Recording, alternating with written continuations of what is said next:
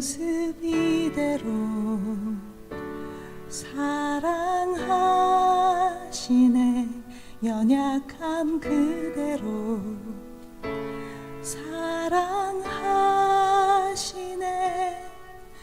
나의 모든 발걸음 주가 하시나니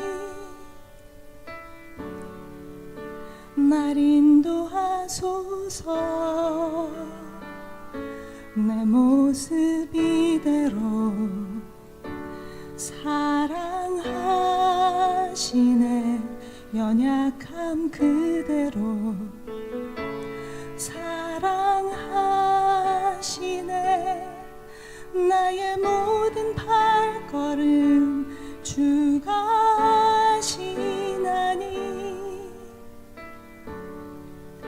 날 인도하소서. 주의 날개 아래 거하는 것,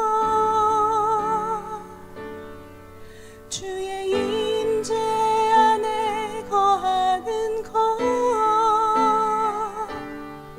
나의 가장 큰 소망, 나의 가장 큰 은혜, 주와 함께 동행하느니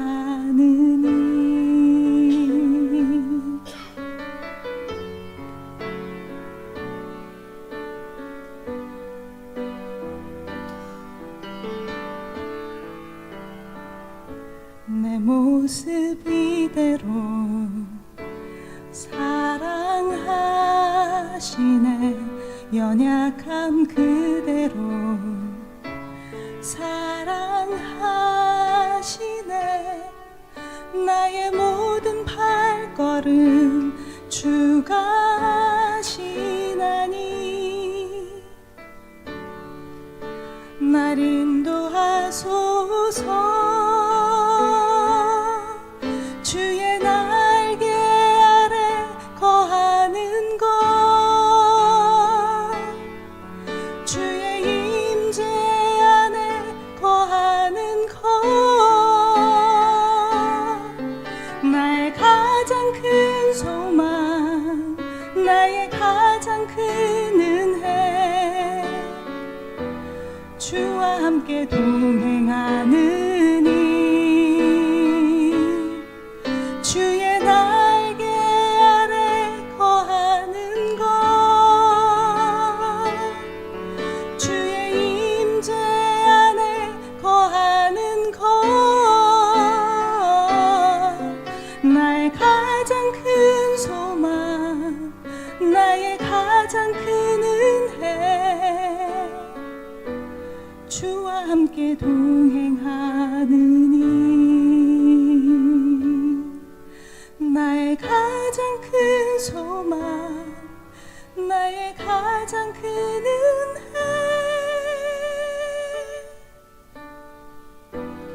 주와 함께 동행하느니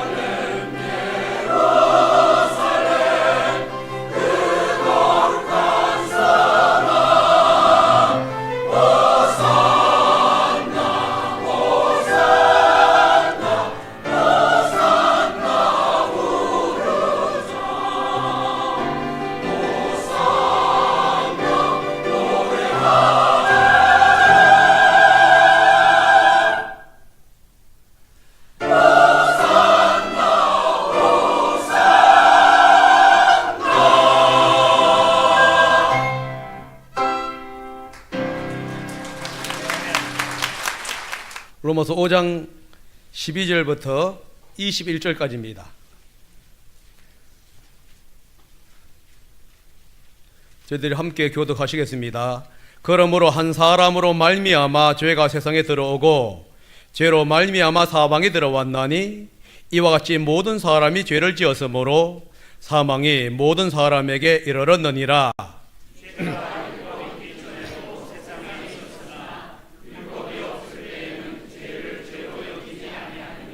그러나 아담으로부터 모세까지 아담의 범죄와 같은 죄를 짓지 아니한 자들까지도 사망의 왕노릇 하였나니 아담은 오실 자의 모형이라.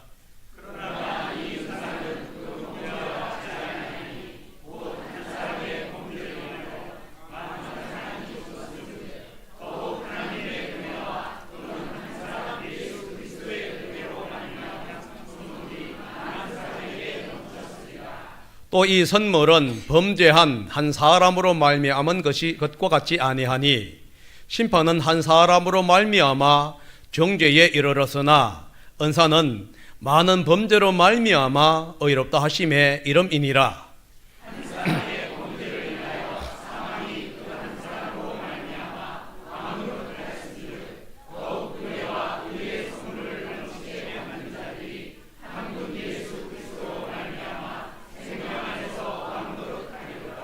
그런즉 한 범죄로 많은 사람이 정죄에 이른 것 같이 한 의로운 행위로 말미암아 많은 사람이 의롭다 하심을 받아 생명에 이르렀느니라.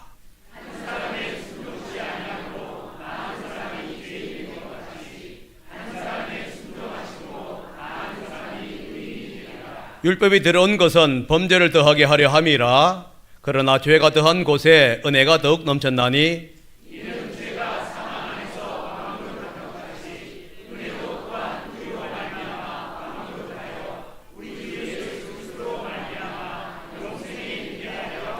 아멘. 잠깐 말씀을 위해서 기도하시겠습니다. 사랑하신 아버지 감사합니다. 주님께서 오늘 또 은혜 베풀어 주셔서 하나님의 말씀을 들을 수 있는 은혜 주심을 감사합니다. 우리 목사님 함께 하시고 태능교회에서 말씀 전하십니다. 말씀 전하실 때에 성령께서 함께 해 주십시오. 그리고 말씀 받는 성도들은 아멘으로 하답하면서 하나님의 은혜의 보좌로 나아갈 수 있도록 도와주시기 원합니다. 불광동교회도 마찬가지로 하나님께서 함께 해주심으로 하나님의 이름만이 선포되게 하십시오. 하늘에는 영광이요 저희들은 기쁨이 될 수 있도록 도와주십시오. 감사합니다. 예수님의 이름으로 기도했습니다. 아멘.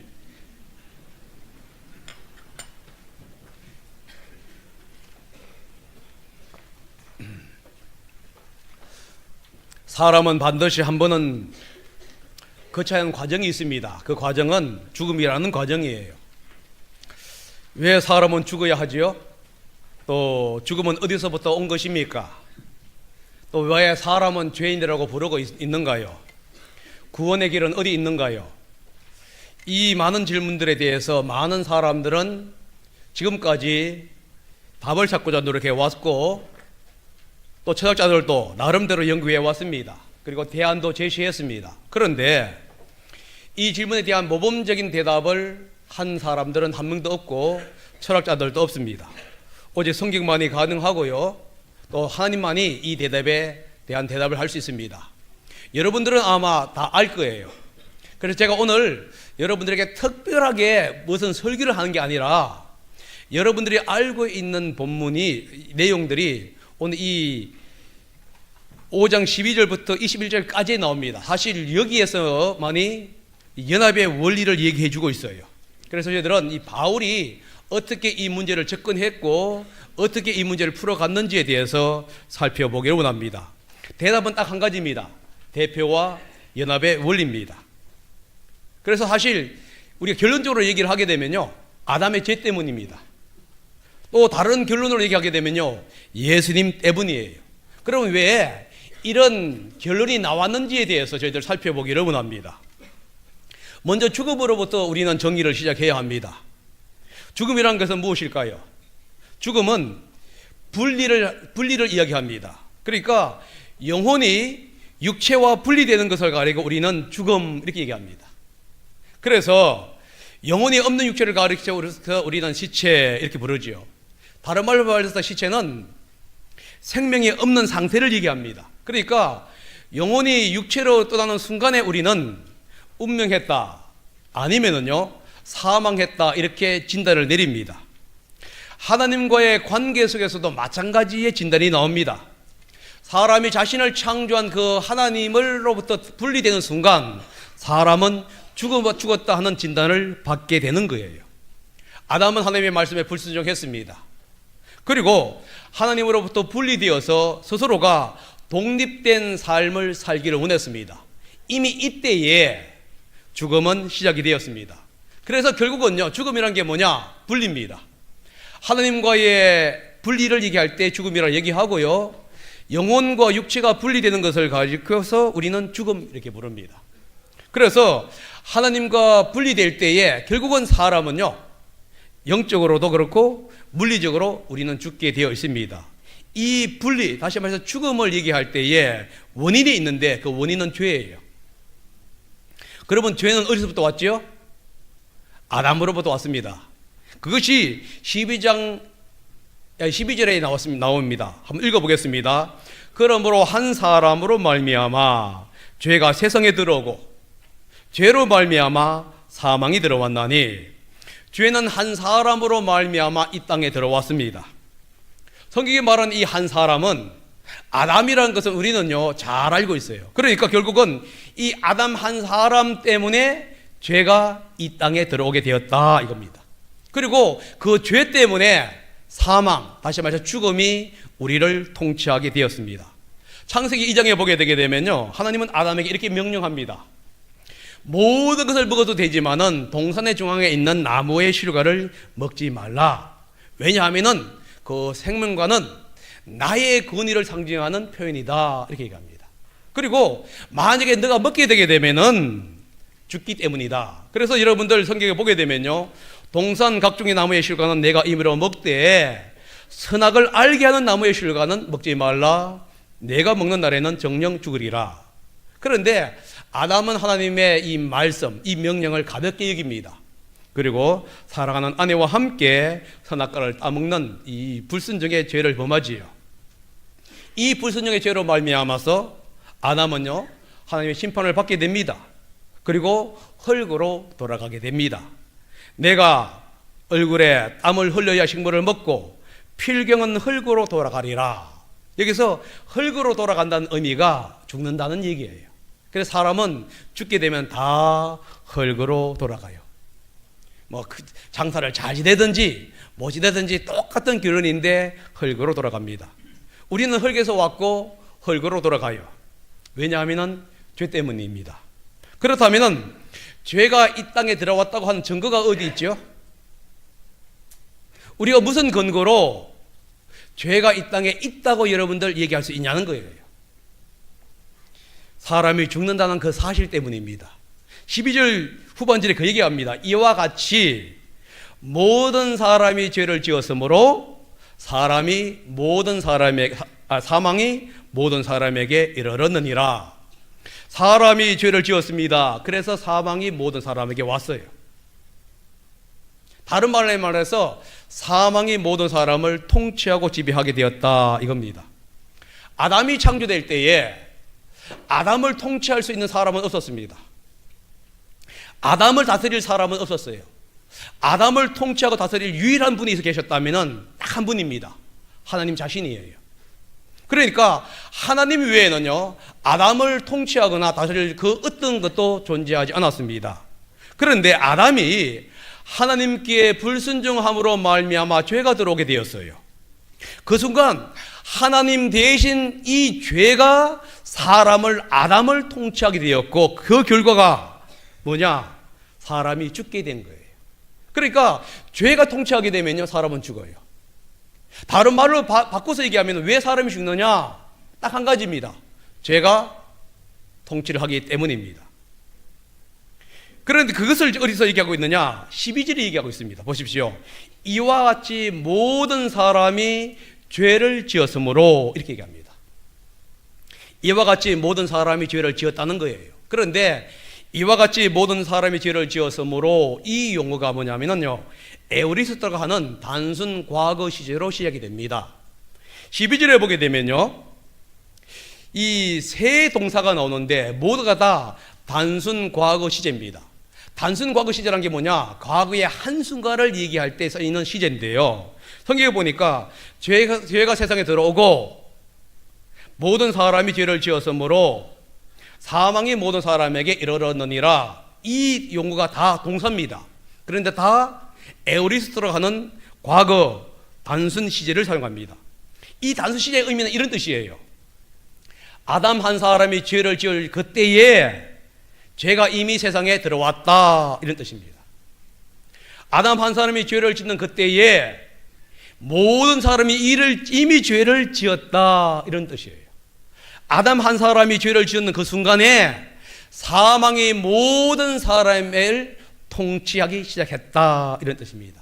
그러니까 여기서요, 단순 과거 시제는 대표의 원리를 얘기해 주고 있어요. 아담이 범죄할 때에 우리가 아담과 함께 범죄했다, 이런 뜻입니다.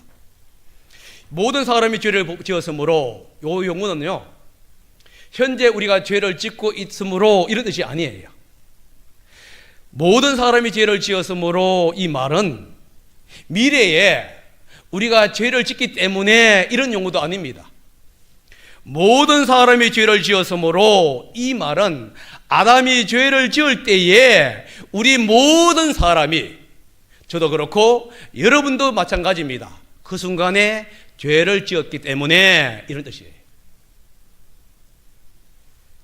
이것을 가지고 우리는 뭐라 부르지요?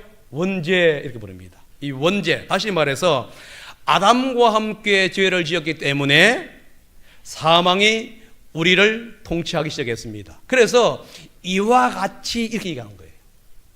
다시 말해서 죄가 아담을 통치한 것 같이 우리가 죄 속에 들어갔기 때문에 죄가 우리를 통치한다, 이런 뜻입니다. 아담의 범죄로 모든 사람이 죄인 되었어요. 아담의 범죄로 여러분들은 죄인이 되었습니다. 그런데 법이 없으면 어떻게 죄를 죄인이라고 부를 수 있죠? 제가 좀 설명을 해보려고 합니다. 죄라고 할 때는요, 반드시 이 죄에 대한 분명한 법이 있어야만이 죄가 됩니다.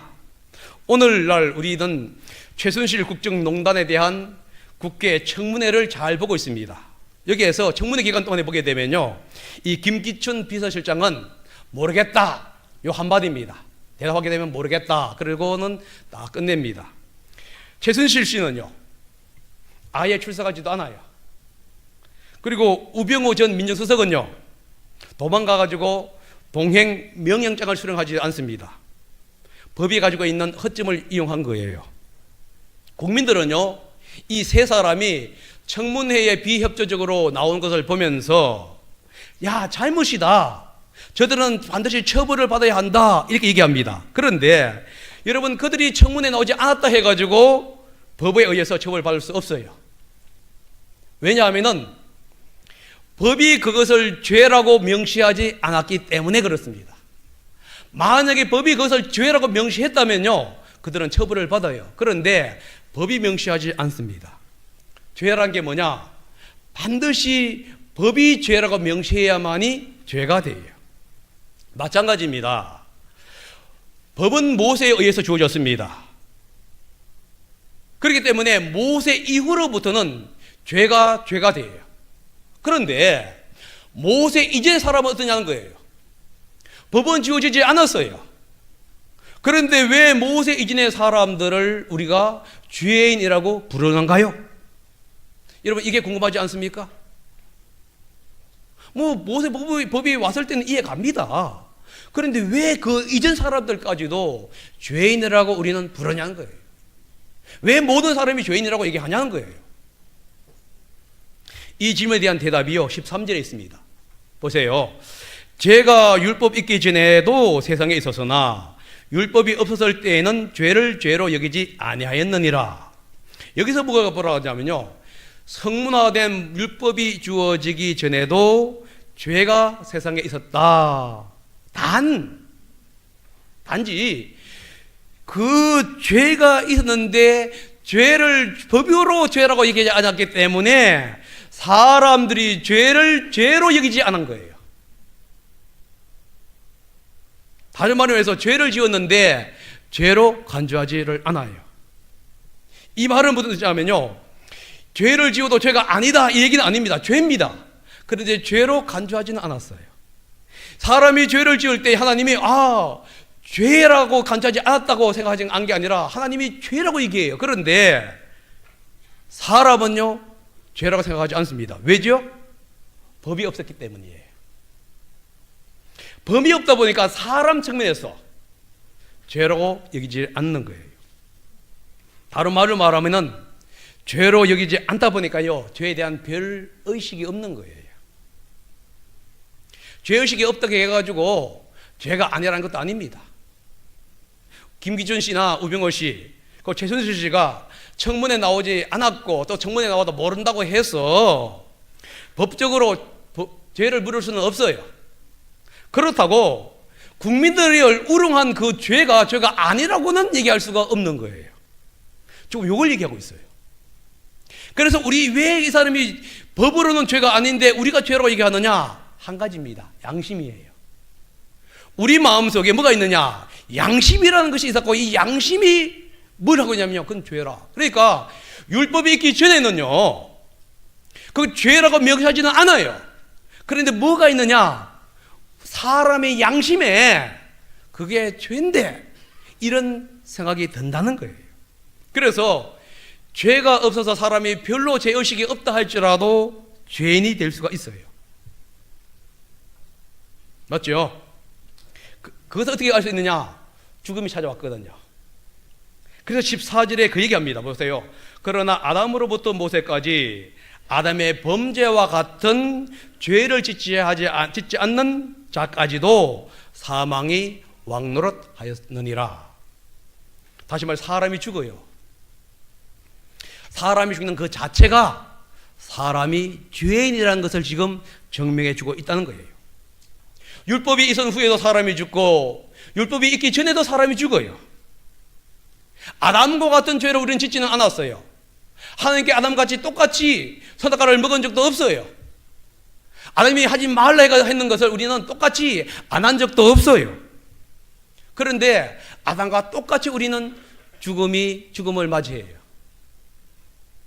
그러니까 죽음이 왔다는 그 사실 자체가 우리가 죄인이라는 것을 지금 증명해 주는 것이에요. 그럼 여러분, 왜 사람이 죽어야 하죠? 죄 때문이죠.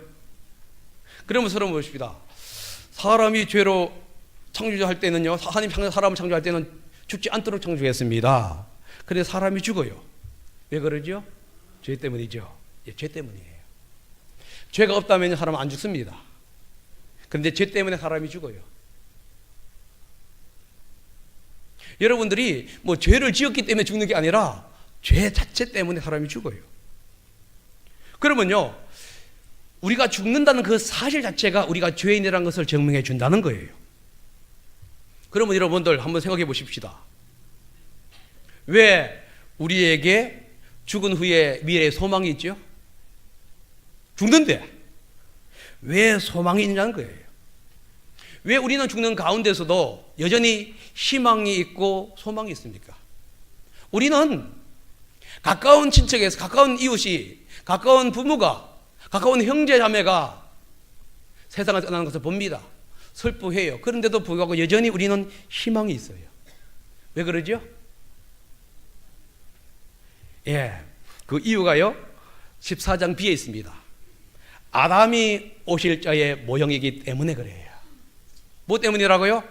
아담이 오실 자의 모형. 이 오실 자란 뜻이 뭐냐면 예수 그리스도를 얘기합니다. 여러분, 이 뜻을 이해해야 합니다.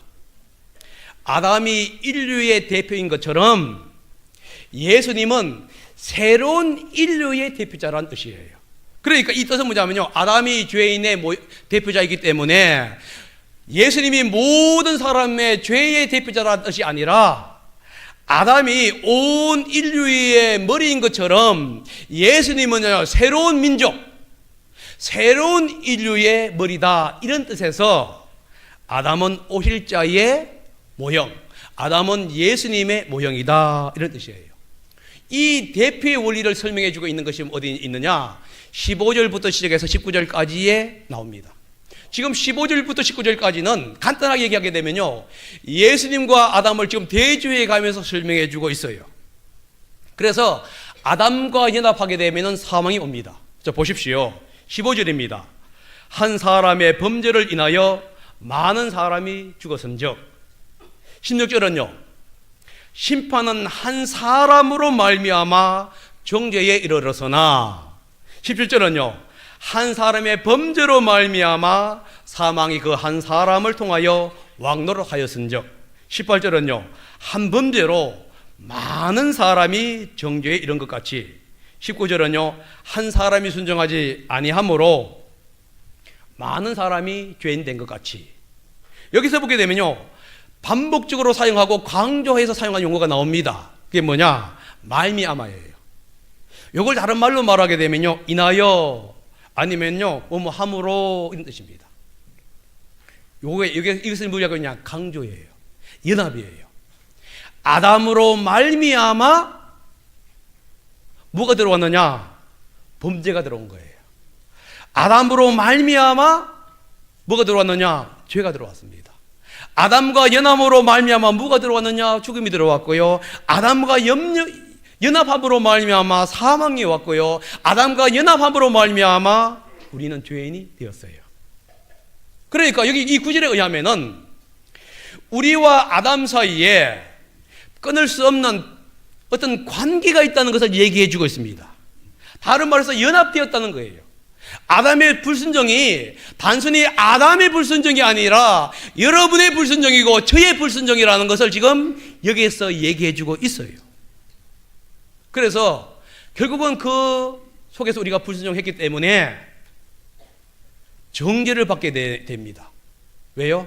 아담의 범죄 때문이에요. 정죄받았다는 얘기는요, 아, 내가 죄인이구나, 이런 뜻이 아니에요. 하나님과의 관계가 단절되었다는 뜻이에요. 하나님의 저주를 받았다는 얘기예요. 저주를 받아보로 말미암아 지옥 형벌에 떨어지게 되어 있고 더 이상 희망이라든가 소망이 없는 상태를 얘기할 때에 정죄, 이렇게 얘기하고 있어요. 왜요? 아담의 죄 때문이에요. 왜요? 우리가 아담 안에서 죄를 지었기 때문이에요. 그래서 우리는 심판을 받게 되고 죽게 되는 겁니다. 반면에 마지막 아담, 둘째 아담이라고도 얘기를 합니다. 이 예수와의 연합의 결과는 뭐냐? 생명이에요. 15절에 똑같은 얘기 나옵니다. 보십시오. 한 사람 예수 그리스도의 은혜로 말미암아 선물은 많은 사람에게 넘쳤느니라. 16절은요, 은사는 많은 범죄로 말미암아 어렵다 하심의 이름이니라.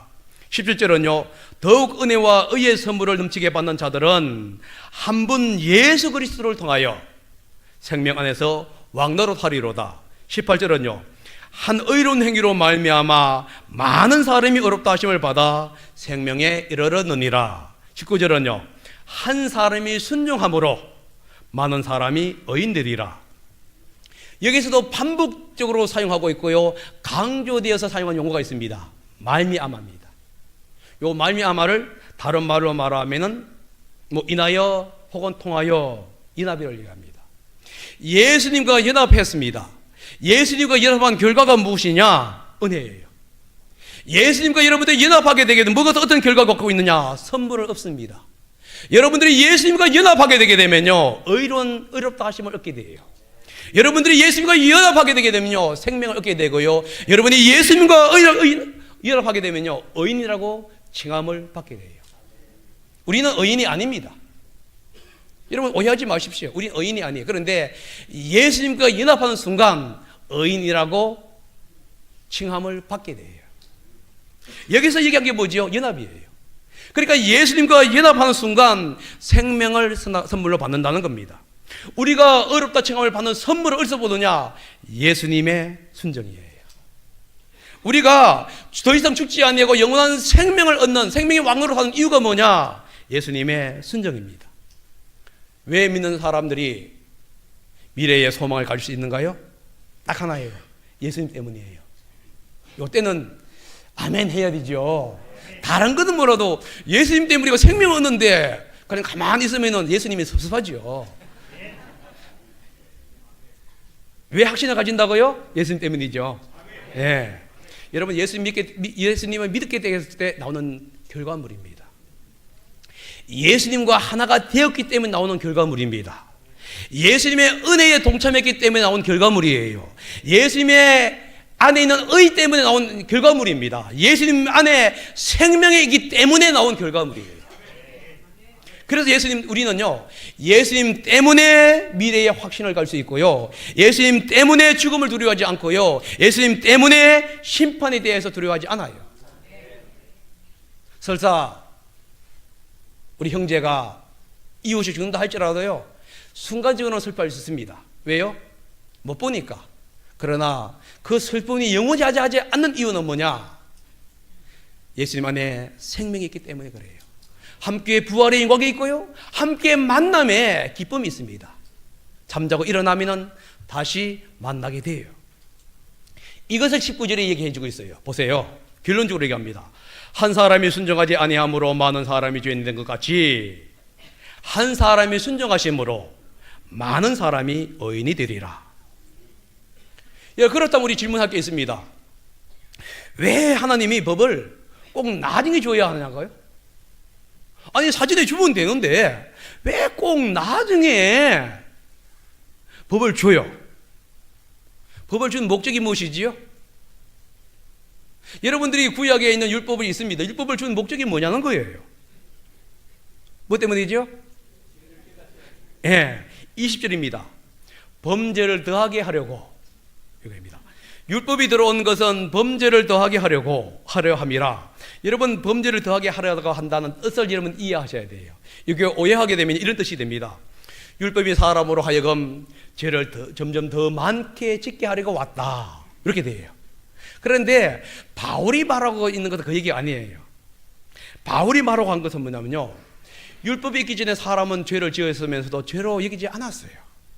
그러자 율법이 들어와가지고 이 죄가 무엇인지를 알게 해주었다는 거예요. 그리고 이 죄의 결과가 얼마나 심각한지를 깨닫게 해주기 위해서 율법이 들어온 거예요. 그래서 율법의 목적을요, 우리는 정리해보면 두 가지입니다. 하나는 뭐냐? 각 사람으로 하여금 죄를 인식하게 만드는 것이 율법의 목적이에요.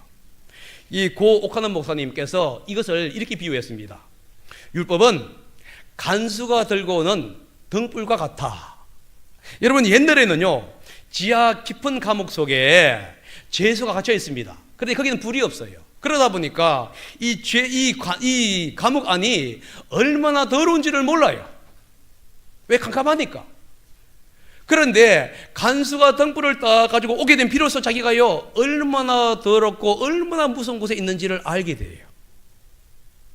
등불이 없을 때는 자기가 이 더러운 오물이 자기의 얼굴에 묻고 머리에 묻고 옷에 묻는 것을 몰라요. 그런데 등불을 가지고 딱 비춰보게 되면요, 자기가 지금 오물 속에 살아가고 있다는 것을 느끼게 돼요. 율법의 목적이 바로 이겁니다. 율법을 통해서 사람들이 죄를 인식하는 거예요. 율법을 통해서 그동안에 죄로 간주하지 않았던 것들이, 아, 그게 죄였구나, 이렇게 얘기해요. 그 율법의 목적이에요.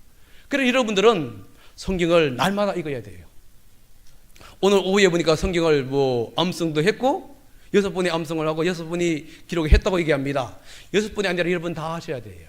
왜냐하면요, 성경을 통해서만이 여러분들이 감추어있던 죄가 드러납니다. 나는 모르고 했는데 성경을 읽어야만이, 성경 율법을 통해서만이, 성경을 통해서만이 뭐가 됩니까? 아, 이게 죄구나, 이것을 깨닫게 돼요. 두 번째 율법의 목적은 뭐냐면요, 죄를 인식함으로 말미암아 우리로 그리스도에게 인도하는 몽학 선생의 역할을 합니다. 설사 율법으로 사람이 자신의 죄를 깨닫는다 할지라도 그 율법이 자신을 깨끗하게 하는 것은 아니에요. 여러분은 생각해 보십시다. 간수가 등불을 들고 갑니다. 그래서 이 죄수들이 그걸 보면서요, 자기 온몸에 있는 죄를 다 발견해요. 오염물도 발견하고요, 이 감옥 속에 있는 죄를 다 봅니다. 그렇다고 그 등불이 그 죄수로 하여금 그 모든 오염에서 깨끗하게 하는 것은 아니에요. 이 죄수가 깨끗하게 하는 방법이 있어요. 어디에 해야 하냐? 세면대로 가야 돼요. 그거 세수를 해야 돼요. 아니면요, 샤워장에 가가지고 샤워를 딱 해야만이 깨끗해져요. 율법이라는 게 바로 그거예요. 여러분, 하나님의 말씀이라는 게 바로 그겁니다. 여러분들이 성경책을 100번을 읽고 1000번을 읽고 10,000번을 읽었다 할지라도 여러분들 그 성경의 지식이 여러분들을 깨끗하게 하는 게 아니에요. 여러분들 오늘 예배에 나왔습니다. 이 예배에 나왔다고 하는 이 의식 자체가 그래 하나님 말씀을 듣습니다. 이 말씀 듣는 것이 여러분의 죄를 깨끗하게 하는 게 아니에요. 단지 말씀을 통해서 죄구나, 이걸 깨닫게 할 뿐이에요. 그럼 어떻게 해야지요? 예수님께로 나아야 돼요. 우리 죄를 사하여 주시는 그 예수님께로 나가야 됩니다. 그래서 등불이라는 게 뭐냐? 율법이라는 게 뭐냐? 이 근본이신 죄를 용서해 주시는 그 예수님께로 인도하는 역할을 하는 거예요. 그럴 때 여러분들 이 말씀을 통해서요, 그리고 여러분이 죄가 많으면 많을수록 깨달는 그 순간, 그리고 하나님의 은혜를 만나서 그 은혜가 크다는 것을 느끼는 순간, 여러분들은요, 여러분의 죄를 발견하게 돼요. 다른 말로 말하면요, 여러분의 죄가 얼마나 큰지를 깨닫는 그 순간, 여러분들 하나님의 은혜가 얼마나 큰지를 알게 된다는 얘기예요. 그래서 죄가 더한 곳에는 은혜가 넘치는 거예요. 어둠이 깊어지면 깊어질수록 빛은 더 밝게 빛납니다. 밤이 캄캄하면 캄캄할수록, 밤이 깊어지면 깊어질수록 별은 더 빛나게 되는 거예요. 내가 죄가 있다는 것을, 죄가 많다는 것을, 내가 죄라는 것을 인식하면 인식할수록 여러분들 하나님의 은혜가 더 넘쳐나요. 똑같은 죄를 지어도요, 내가 그것을 죄라고 인식하고 가슴을 치는 사람은요, 하나님의 은혜가 큽니다. 근데 똑같은 죄를 지어도 가슴 치지 않아 하게 되면요, 하나님의 은혜가 별로 없어요. 왜요? 죄사함의 용서가 없기 때문에 그래요. 그래서 바울은 이렇게 고백합니다. 예수님을 영접한 후에요, 오호라 나는 곤고한 사람이로다. 곤고한 사람이가 언제예요? 그가 예수님을 영접한 후에 자신을 바라보니까 얼마나 곤고한 것을 알게 된다는 거예요. 그런데 이 아무리 곤고하다 할지라도 하나님의 은혜 안에 딱 들어가게 되면요, 용서받지 못할 죄는 없어요. 아무리 큰지라도 하나님의 은혜 앞에서 용서받지 못할 죄가 없다니까요. 그래서 우리는요, 이 죄를 가리켜서 이렇게 비유할 수 있습니다. 이 바닷가에서 산더미처럼 쌓는 모래성. 여러분 여름에 가게 되면 어디를 갑니까? 보통 바닷가로 많이 가죠. 산에도 가지면 바닷가 갑니다. 바닷가 가게 되면 아이들이 쌓는 게 뭐냐면 모래성이에요. 그래서 모래성을 열심히 삽을 갖고 하고 아무 손을 갖고 다 합니다. 그런데 파도가 한번 싹 오게 되면 어떻게 되죠? 싹 물러갑니다. 똑같은 얘기예요. 하나님의 은혜가 뭐냐? 이 모래성을 순식간에 쓸어가 버리는 파도와 같아요. 사람의 죄는요, 이 모래성과 같고요, 하나님의 은혜는요, 파도와 같은 거예요. 그래서 하나님의 은혜에 나오게 되게 되면은 순식간에 하나님은 우리의 죄를 용서해 주시는 거예요. 그래서 이 용서 은혜를 체험했을 때에 사람은 어떻게 하느냐? 영생을 갖게 돼요. 그게 21절입니다. 보세요. 죄가 사망 안에서 왕노릇 한 것 같이 은혜도 또한 의로 말미암아 왕노릇 하여 우리 주 예수 그리스도로 말미암아 영생에 이르게 하려 함이라. 죄가 사망 안에서 사람들에게 왕노릇 한 것 같이 하나님의 은혜가 바로 예수님 안에서 왕노릇 하는 거예요. 그래서 우리에게 영생을 주시는 겁니다. 그런데 여러분, 죄가 왕노릇 하는 것과 하나님의 은혜가 왕노릇 하는 것에는 차이점이 있어요. 죄가 사람에게 왕노릇 할 때는요, 제한이 없습니다. 여러분들의 의지와 상관이 없어요. 여러분의 행함과 상관이 없습니다. 여러분이 무엇을 하든지 간에 관계없어요. 여러분들은 항상 죄의 통치를 받게 되어 있어요. 아담의 후손이기 때문에 우리는 이 죄와 사망에서 피할 수 없어요. 다시 말해서 선택할 수 없다는 얘기예요. 무조건적으로 우리에게 오는 것이 뭐냐? 죄와 사망이에요. 근데 반면에요, 이 하나님의 은혜는 무조건적으로 오는 것이 아니라 인간의 의지적인 결단에 의해서 옵니다. 다른 말로 말하면요, 제한적이에요. 여러분들이 예수 그리스도를 선택을 해야만 해요. 예수 그리스도를 믿겠다고 여러분들이 나아가야 한다니까요.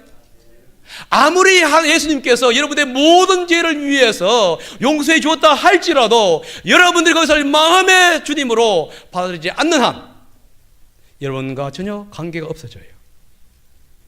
예수를 믿을 때만이 하나님의 은혜를 맛보게 되고요, 예수님을 믿어야만이 영생을 맛보게 되는 거예요. 그래서 이 하나님의 은혜는 의지적인 결단, 여러분이 의지적으로 결단해야만 하는 겁니다. 여러분들이 매 순간 살아갈 때에 이 하나님의 은혜가 넘치기를 원합니다. 그런데 여러분들 오해하지 마시기 바랍니다. 내가 불광동교회에 나오니까, 내가 예수님을 마음의 구주로 영접했으니까 이제는 내가 항상 주님과 함께 주님의 은혜가 넘칠 것이다. 여러분, 성경은 그렇게 얘기하지 않습니다. 영생은 여러분에게 주는지 모르지만요, 삶의 기쁨은 아니에요. 삶의 기쁨은 여러분들이 매 순간마다 의지적으로 주님을 결단해야 돼요. 우리 마음속에는요, 두 마음이 있습니다. 아담으로부터 흘러나오는 본성이 있고요, 예수님의 은혜에 성령의 본성이 있어요. 이것은 끊임없이 싸웁니다. 그런데 여러분들 죄 짓고 싶어서 여러분들 의지로 결단할 이유가 없어요. 여러분들이 죄 짓기 싶어가지고 내가 의지로 결단해야 할 필요 없습니다. 그냥 여러분들 하고 싶은 대로 하셔요. 그러면요, 자연스럽게 죄 짓게 돼요. 왜요? 사람은 본성적으로 죄를 좋아하니까. 그런데 죄를 안 지으려면요, 딱 하나 방법밖에 없어요.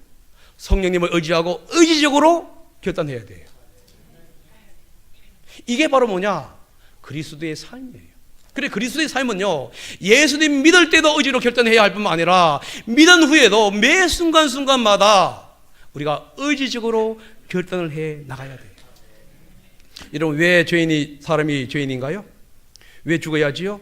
죽으면 어디서부터 오지요? 아담의 불순종입니다.